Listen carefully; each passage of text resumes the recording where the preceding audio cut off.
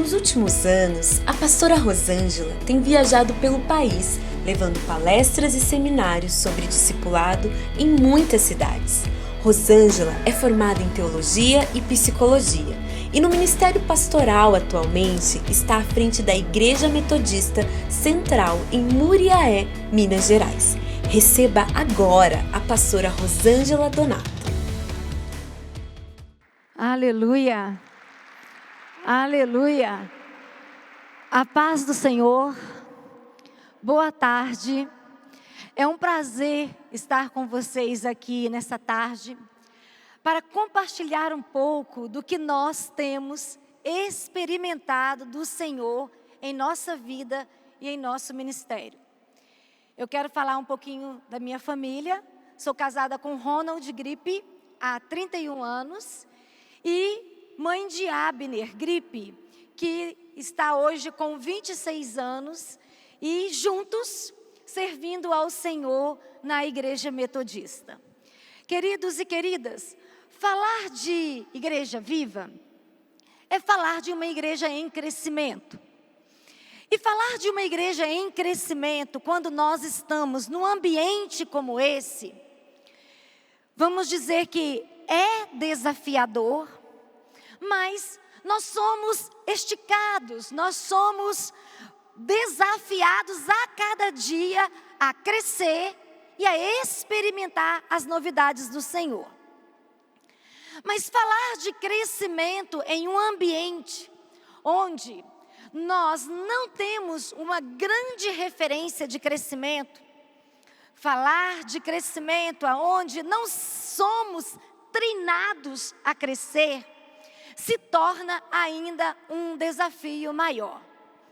Quando eu olho para a palavra do Senhor, eu vejo que de tempo em tempo, quando nós começamos a observar a igreja primitiva, algo extraordinário acontecia no meio do povo.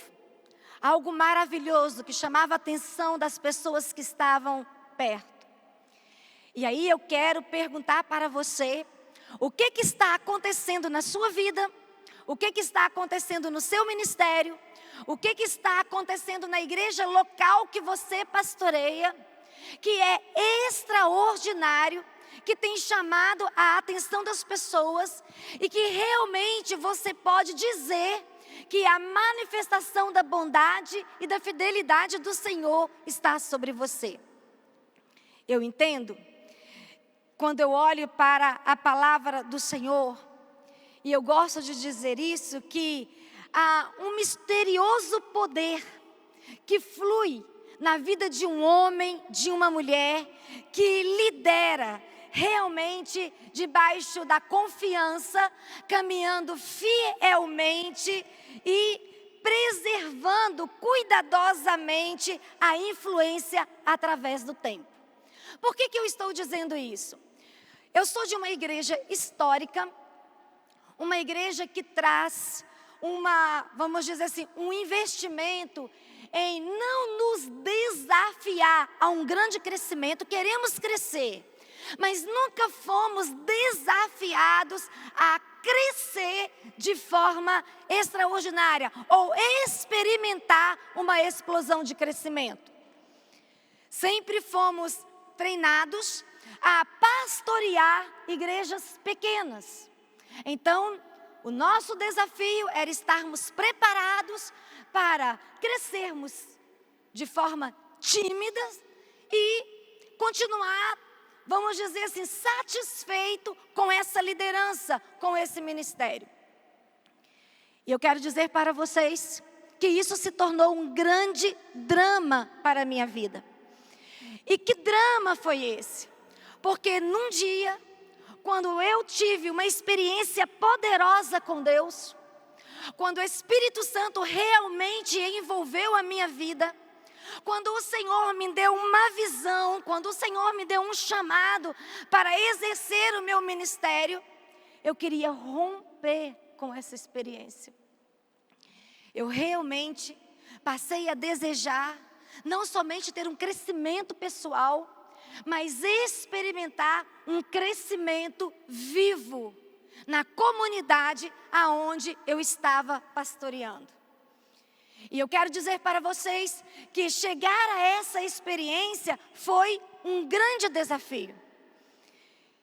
E esse desafio me fez ter que enfrentar algumas perseguições na minha caminhada ministerial. Eu estou há 28 anos pastoreando uma igreja local. E eu iniciei o meu ministério pastoral em um tempo de grandes necessidades. Por quê? Porque eu estava atuando em uma igreja no interior de Minas Gerais, onde nós experimentamos uma ação divina extraordinária, onde Deus moveu de forma sobrenatural, trazendo um avivamento, onde nos tornamos uma igreja viva naquela cidade, onde o Espírito Santo agiu com graça e com poder.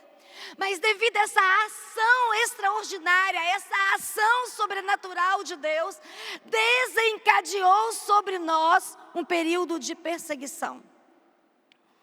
E essa perseguição trouxe, como já ouvimos aqui nessa conferência, avivamento tem um preço e nós precisamos ter clareza se estamos dispostos a pagar esse preço. E é lógico que para cada comunidade, para cada líder, um preço vai ser diferenciado do outro. E no nosso contexto tão conservador, no nosso contexto tão tradicional, nós sofremos uma grande perseguição interna e externa. E que tipo de perseguição foi essa, pastora, então, que você está querendo nos dizer aqui nessa tarde e nos desafiando a pensar a respeito de uma igreja viva?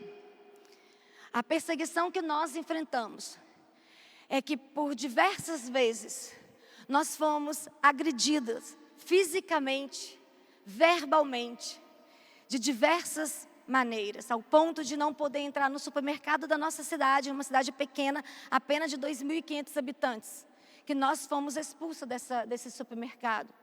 Ao ponto de sermos chamadas de bruxa na rua, ao ponto de não podermos sair da nossa casa e ir para o templo sozinha, porque senão nós éramos agredidas na rua.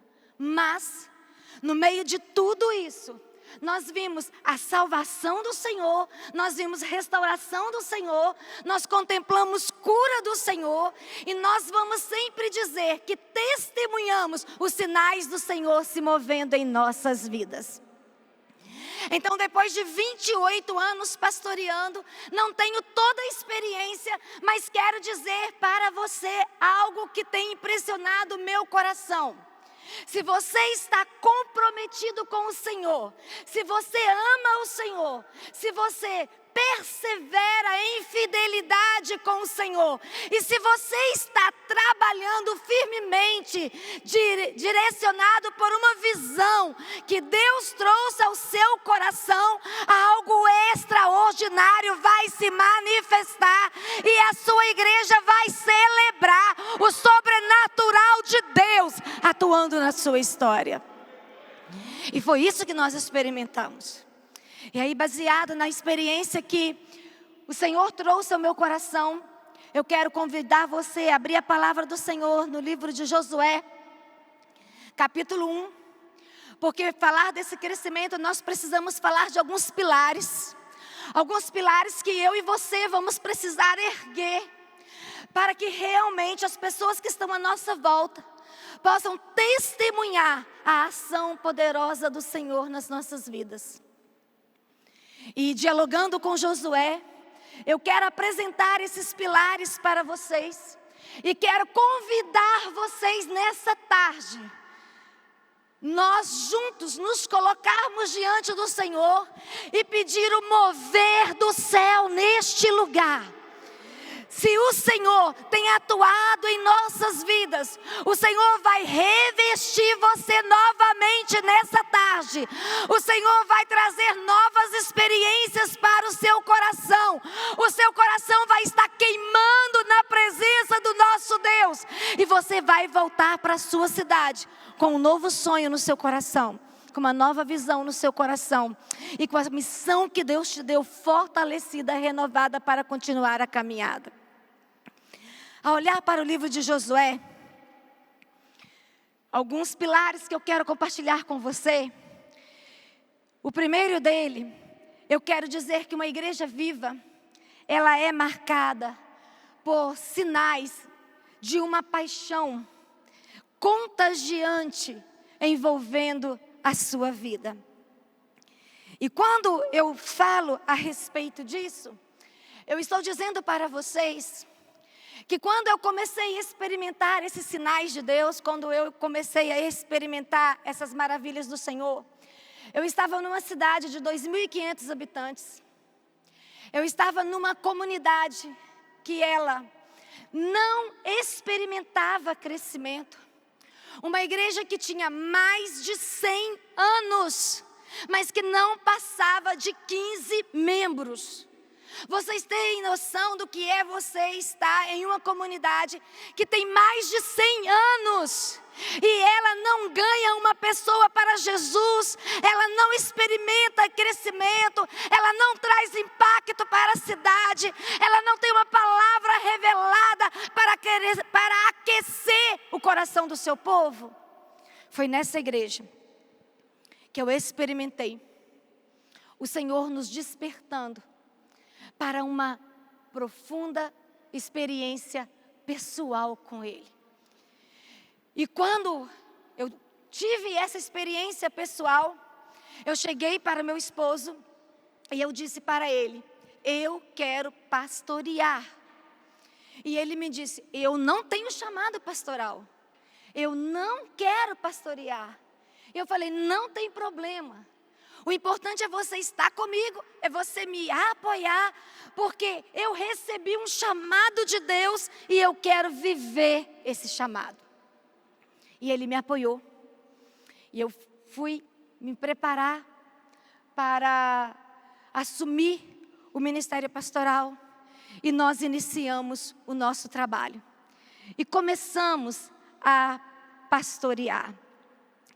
E aí, queridos, pastoreando essa cidade, nós, diante de um enfrentamento, onde realmente a igreja começou a crescer, a igreja começou a romper, e nós começamos a sofrer grandes perseguições, foi necessário me tirar dessa cidade e me enviar para outra cidade, porque numa noite tentaram tirar a minha vida. E a nossa igreja é episcopal. E o bispo, temendo o que poderia acontecer comigo, ele disse: eu não posso deixar a Rosângela aqui nessa cidade, então eu vou nomeá-la para outro lugar. E quando ele me nomeia para esse outro lugar, ele me nomeia para a cidade de Cariacica, Espírito Santo, onde eu pastoreei por 14 anos. Não diferente dessa igreja no interior de Minas Gerais que eu estava, onde experimentamos toda essa fúria do inimigo sobre as nossas vidas, podendo dizer assim, toda resistência para não sermos uma igreja viva, toda resistência para não testemunharmos o Senhor com graça e com poder. Fomos para Cariacica também com a mesma realidade.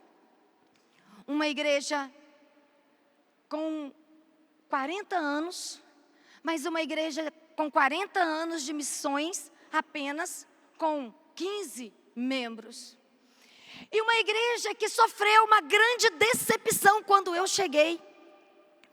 Porque quando foi anunciado que uma pastora tinha sido nomeada para essa igreja, o líder principal da igreja, o fundador da igreja, aqueles antigos donos da igreja que você já ouviu história, criou uma grande expectativa a meu respeito. E a expectativa que ele criou a meu respeito, que eu seria mais ou menos uma mulher de 45 anos, bem fortinha e negra.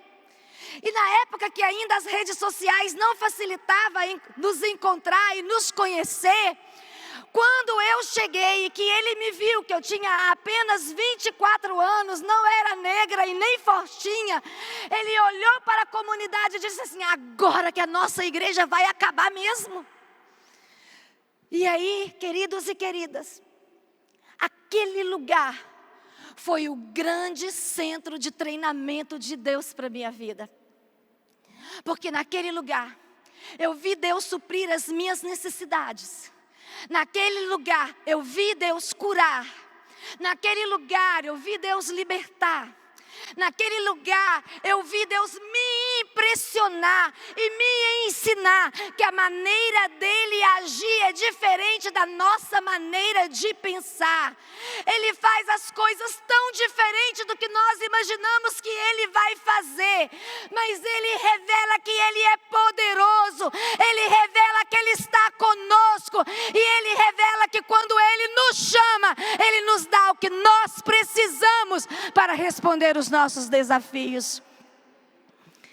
E naquela igreja, com 15 pessoas, hoje, se você for ao Espírito Santo, é a maior igreja metodista do estado. Uma igreja forte, uma igreja viva, uma igreja extraordinária. Mas deixa eu só contar algo para vocês que aconteceu, que mexeu muito com o meu coração e me ensinou a entender a dinâmica de Deus agir. Lá, quando eu cheguei, era uma casinha que cabia mais ou menos umas 40 pessoas. E depois que a igreja começou a crescer, nós começamos a construir. E começamos a construir um templo que pudesse realmente dar vazão à visão que nós tínhamos no nosso coração. E em um período de desafio, eu precisei parar com a obra. E quando eu parei com a obra, a fachada do templo estava quebrada. E não havia outra forma para que eu pudesse resolver o problema naquele momento. 2 casas depois do nosso templo, uma família que tinha um membro da família especial e o irmão ia todas as tardes visitar esse irmão. E um dia ele parou o seu carro, virou para a zeladora da nossa igreja e disse assim: por favor, você tem o telefone da pastora? E ela disse: tenho. E ele pegou o telefone e me ligou. E ele disse assim: pastora, você me conhece porque eu já passei por várias vezes aí em frente ao templo. Você sabe quem eu sou. Mas eu preciso falar com você. Você pode vir à minha empresa? E ele é um exportador de cevada. E ele trabalha ali em Vila Velha.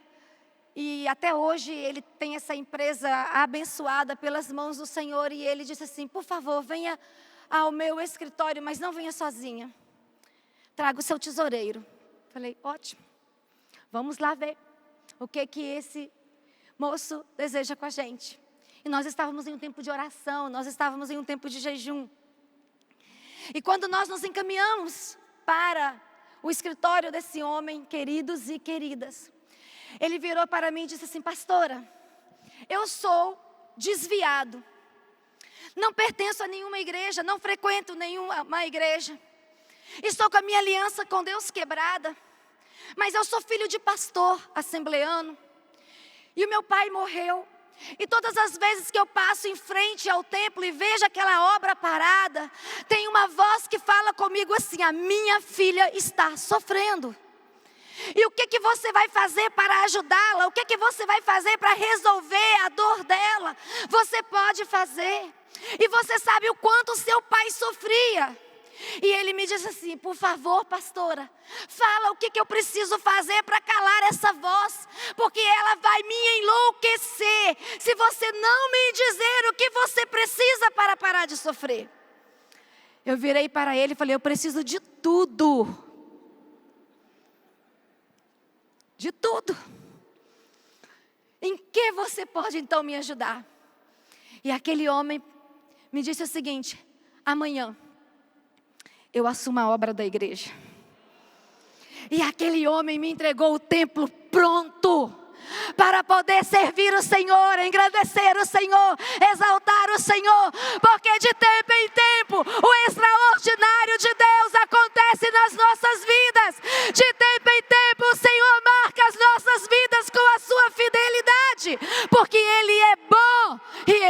conosco.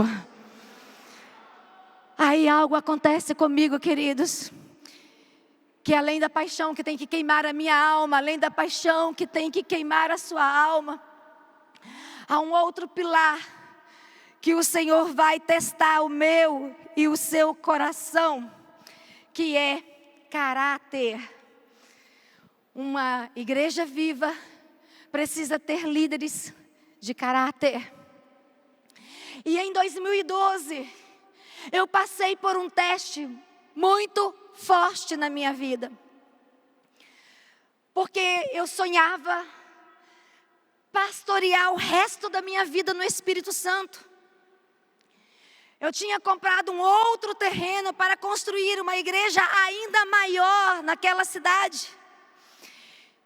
E em 2012, num concílio, que nossa igreja tem concílio, num concílio, 3 horas da manhã, o bispo me chama à sua sala e me diz: Rosângela, eu sei que você vai sofrer muito, eu sei que vai ser difícil para você, mas eu tenho uma palavra de Deus que eu preciso tirar você de Cariacica e eu tenho uma igreja para você pastorear. E eu virei: bispo, não posso. Meu filho está se preparando para o vestibular. Eu estou cursando outra faculdade. Eu tenho sonho para Cariacica. Eu vou construir um novo templo aqui. Então eu não posso sair. Ele disse assim: mas eu tenho uma palavra de Deus no meu coração. Você vai decidir se você atende essa palavra de Deus no meu coração, ou você sai dessa sala e volta para Cariacica para continuar a pastorear. E eu virei para ele e falei: bispo, Deus realmente falou com o senhor? Falou, Rosângela. Então tá, me manda para debaixo de uma árvore que eu vou. Se é Deus, eu vou para onde Ele quer me colocar. E aí o bispo olha para mim e diz: Rosângela, você tem oportunidade de sair dessa sala e não ficar sabendo para onde eu te mandaria, ou eu vou falar para onde você vai, não tem mais como voltar atrás, aí você está nomeada. E eu disse para ele: bispo, pode falar, eu vou para onde Deus me mandar. E ele disse: você vai para a Central de Muriaé. Eu olhei para ele assim: bispo, o senhor ficou maluco? Central de Muriaé, uma igreja centenária, conservadora, tradicional. Eu vou matar aquela igreja vai me matar. E o bispo disse o seguinte: não só aquela igreja, mas 28 igrejas vão estar na sua responsabilidade. Você vai ser superintendente distrital, é o que nós chamamos a nossa igreja. E agora não tinha mais como voltar atrás. E aí, queridos, nós fomos para Muriaé. Chegamos em Muriaé. Um grande desafio. Porque eu tinha a palavra de Deus no coração do meu bispo. Mas eu não tinha uma visão de Deus para o meu coração. E você pastorear uma igreja sem visão de Deus, você pastorear uma igreja sem revelação de Deus, é como você trabalhar sem ferramenta nas mãos. E eu comecei a chorar com o Senhor, dizendo: Senhor, o Senhor falou com o bispo, e eu preciso de uma visão para Muriaé. E eu comecei a orar, e eu comecei a buscar a face do Senhor, e eu busquei a presença do Senhor. E eu quero dizer para vocês que o Senhor me deu uma visão.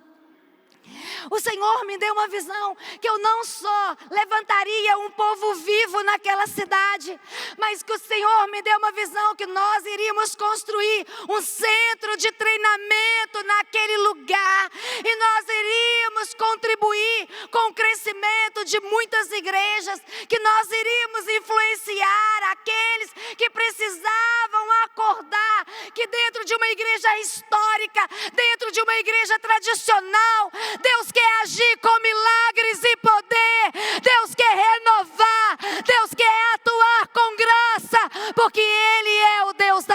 glória. E ali naquela cidade, iniciamos o projeto que Deus nos deu. E um dos grandes desafios era demolir, no centro da nossa cidade, um prédio histórico, que só cabia 400 pessoas. E que agora, nós estamos levantando um templo para 3.000 pessoas. E o dia que nós demolimos o templo, a cidade parou. Porque nós não estávamos apenas quebrando um prédio, nós estávamos quebrando uma estrutura religiosa. Nós estávamos quebrando resistência. Nós estávamos dizendo: é um novo tempo. Nós queremos a voz profética de Deus no nosso meio. Nós queremos a ação do Senhor atuando na vida dessa igreja. Ah, queridos, eu quero dizer para vocês que não foi fácil. Porque quase morri, pastor. Quase morri. Porque até hoje eu não sou conhecida como uma pastora que está construindo um templo grande no centro de Muriaé. Mas eu sou conhecida como a pastora que derrubou a igreja. Aonde eu chego, as pessoas perguntam: você é a pastora que derrubou a igreja? Mas eu falo: é verdade. Derrubamos o templo. Porque há uma igreja poderosa naquele lugar. Há uma igreja viva naquele lugar. E Deus tem levantado homens e mulheres para testemunhar com graça. E o meu coração celebra a bondade de Deus conosco. Caráter, paixão. Mas, queridos, dependência. Eu e você precisamos depender do Senhor. Eu e você precisamos entender que Deus vai, sim, nos dar grandes visões, mas Ele não vai nos isentar das responsabilidades. E dentro dessa responsabilidade, Ele vai suprir todas as nossas necessidades. E meu Deus, tem feito muitos milagres naquele lugar. Mas o maior deles, que é o que marca a minha vida poderosamente, é o que Deus fez dentro da minha casa. Eu não nasci no lar evangélico. Eu me converti depois que eu me casei. Fui chamada para o ministério. Respondi o chamado de Deus. E nesse tempo de perseguição, que eu só estou trazendo assim uma clareza para vocês do que aconteceu, foi espalhada pela minha cidade uma mentira que o meu filho, eu estava grávida, que o meu filho não iria nascer, que o meu filho iria morrer, para provar que o Deus que nós estávamos pregando não era Deus poderoso em ação. E quando meu filho nasce com um problema de saúde sério. E levando ele para o médico disse que ele teria que submeter uma cirurgia com pouquíssimas chances de sobrevivência. E a cidade ficou aguardando a morte do meu filho. E retornando para casa, nesse tempo, eu não tinha apoio da minha família. Porque com a minha conversão, meu pai, presidente da Igreja Católica, minha avó, ministra de comunhão, toda a minha família na liderança da Igreja Católica, a minha família rompeu comigo por 22 anos. Eu não tinha o apoio da minha família me suprindo emocionalmente. E aí, queridos, eu estou desamparada emocionalmente, familiarmente. Eu estou com uma mentira de Satanás espalhada por toda a cidade que meu filho iria morrer. E eu estou com um diagnóstico médico que a cirurgia que ele iria submeter era de alto risco. E ele tinha pouquíssimas chances de sobrevivência. E ali, Deus fala comigo. E Deus não fala comigo através de uma visão. Deus não fala comigo através de uma palavra profética. Deus não fala comigo através de um profeta. Mas Deus fala comigo através da sua palavra. E eu orando ao Senhor, no meio da madrugada, e dizendo ao Senhor: Senhor, eu me sinto tão desamparada.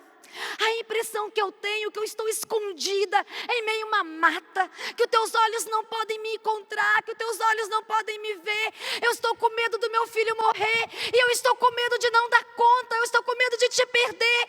Então, se o Senhor tiver no coração levar o meu filho, então só me ajuda a não te perder, só não me ajuda a deixar de crer e impedir a tua vontade de cumprir na minha vida. Sabe qual foi a voz de Deus para o meu coração? Isaías 57, 18 e 19. Conheço os teus caminhos. Teus caminhos são caminhos de paz, para os que estão longe, para os que estão perto. Diz o Senhor: eu curarei. Quando o Senhor fala comigo, eu me levanto, vou à sala, porque tinha uma pessoa que cuidava dele para mim, porque ele chorava o tempo todo. E eu olho para a pessoa, ela chama Valquíria. Eu olho para a Valquíria e digo: Valquíria, Deus falou comigo e falou que vai curar o Abner. E ela disse: é muito simples saber se Deus está curando ele. Coloca ele para mamar. Por que colocar para mamar? Porque quando ele mamava, ele roxeava, ele desmaiava, e daí a pouco voltava todos os jatos para fora. E aí, queridos, naquela madrugada, eu coloco o Abner para mamar. Ele não fica roxo, ele não desmaia, não volta aquele jato que sempre voltava. E no outro dia, quando eu volto para o hospital, ele está curado para a glória do nome do nosso Senhor, que é o Deus que faz milagre no nosso meio, é o Deus que traz sinais para a nossa vida, e é o Deus que revela para a igreja, para a cidade, que Ele é o nosso Senhor, digno de ser adorado e engrandecido. E se você quiser fazer um teste, pega o Abner hoje, 26 anos, não está aqui comigo porque ele está fazendo a sua especialização, a sua residência em Ribeirão Preto, formou em medicina e está se especializando. Se você pegar o Abner hoje e for à cidade de Caiana, Minas Gerais, com o Abner, você vai ver as pessoas saindo para a rua, indo para a janela e perguntando: é o Abner da Rosângela? É o Abner da Rosângela? Porque ele é sinal de milagre para uma cidade, um Deus que age no nosso meio. Então quero convidar você para colocar-se de pé. Quem está precisando de milagre aqui nessa tarde? Quem está precisando de sinais? Quem está precisando de sobrenatural? Quem está precisando de uma resposta? Quem está precisando de uma revelação? Quem está precisando de uma nova visão? Quem está precisando queimar no fogo de Deus? Levanta suas mãos e adore o Senhor. Ore canta lá baixia radara de berrenes. Ore canta lá baixai marofa nara chia canta. Ore basuri de kele maia cheia ras. Senhor, o teu povo está aqui nessa noite. E eu estou testemunhando dos teus sinais. Eu estou eu estou testemunhando da tua fidelidade. Eu estou testemunhando da tua ação na minha vida. Eu estou testemunhando do que o Senhor tem realizado. E nessa noite, são pastores e pastoras, são líderes, são homens e mulheres, que da mesma forma que precisam de sinais, que da mesma forma que precisam de respostas, e se eles se encontram nessa conferência, é porque o coração está ansiando, Deus, por uma nova visão. Oh Espírito Santo, nessa tarde, venha com teu poder e glória, e responde o coração desses líderes. Oh, rebaixei marras, porque em nome de Jesus, eu abençoo filhos e filhas, em nome de Jesus. Surpreenda o coração deste povo, pois eu abençoo em nome de Jesus. Amém. Aleluia. Glória a Deus. Que Deus te abençoe poderosamente. Aleluia. Meu Deus.